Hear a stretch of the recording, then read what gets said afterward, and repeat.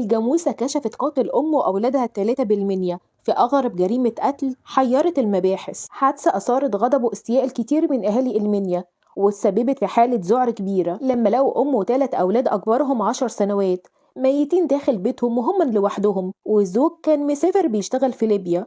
في سنة 2006 وصل بلاغ من أهالي الأسرة بوجود ربة منزل وثلاث أولاد مقتولين في أحد المنازل في قرية شرق النيل، وبوصول الشرطة والإسعاف افتكروا إنهم ماتوا من تسمم أكل، لكن بتحويل الجسامين للطب الشرعي أثبت إنهم ما اتغدوش ولا حتى اتعشوا وبطنهم فاضية تماما. الأهالي والشرطة تعجبوا مين اللي ممكن يكون قتلهم وهم جعانين، وأكد الطب الشرعي كمان إن الأم ماتت عن طريق الخنق، وإن كمان في آثار اعتداء على إيدها زي ضرب ومقاومة، وإن الأولاد كمان ماتوا عن طريق الخنق. وبتحريات رجال المباحث لو الأم ليها أعداء أو حتى أهلها أو جوزها المسافر، الأهالي أكدت إنهم ناس في حالهم وما عندهمش أي خلافات مع حد.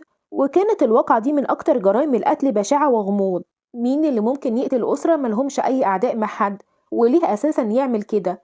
لحد لما قدرت الشرطة إنها تتوصل لمعلومة من أحد الأهالي، واللي قال إن الأم كان عندها جاموسة صغيرة مربيها في البيت وكانت بتأكل أولادها من خيرها، وبتفتيش رجال الشرطة عن الجاموسة ما لقوهاش، وكان هو ده الخيط الوحيد اللي الشرطة مشيت وراه، خصوصا إن القاتل ما سابش وراه أي دليل، لا بصمات ولا أي أثر يدل عليه. وبأخذ مواصفات الجاموسة ونشر أوصافها في القرية الصغيرة دي على التجار، قدر رجال الشرطة بعد أيام إنهم يوصلوا لنفس مواصفات الجاموسة لما وصلت لهم إشارة إن الجاموسة لقوها في سوق المواشي، وكانت مع شاب اسمه مصلحي هو اللي بيبيعها. المفاجأة إن مصلحي ده كان من أعيان البلد ومن عيلة معروفة جدا هناك. وبسؤاله عن الجاموسة مصلحي اتوتر وقلق، ومرة يقول إنه اشتراها من تاجر وما يعرفش اسمه، ومرة يقول إن حد اداهاله علشان يبيعها. وبالضغط عليه اعترف إن هو القاتل. بس ليه مصلحي يسرق رغم إنه من أعيان البلد؟ يعني مش محتاج إنه يسرق أساسا.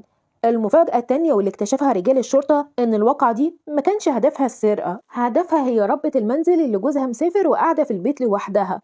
ومصلحي عجبته الست دي جدا، وحاول إنه يقرب منها مرة واتنين وتلاتة، ولما ملقاش منها أي فايدة قرر إنه يروح ويعتدي عليها. ولأنه كان عارف إن بيتها لسه جديد وما جنبهاش أهالي ساكنة كتير، ده غير كمان إنه عارف إنها قاعدة لوحدها هي وعيالها وما معهاش حد، ولا حد بيزورها ولا حد بيبات معاها. وبعد ما خطط لجريمته كويس جدا راح ودخل بيتها، ولما حاول إنه يوصلها قاومت بعزم ما فيها، وقبل ما تصرخ وتلم عليه الناس وتفضحه بسرعة حط إيده على رقبتها.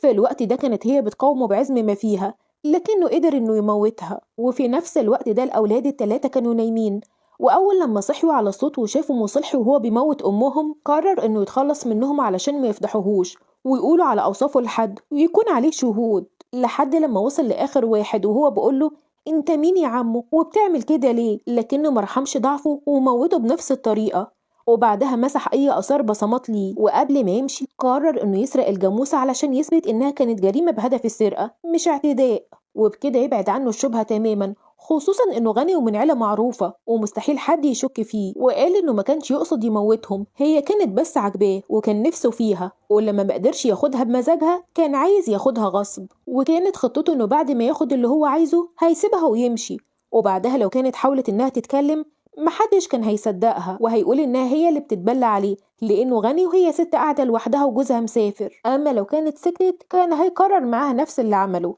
وبعد التحقيقات والمحاكمات تم الحكم على مصلحي بالإعدام.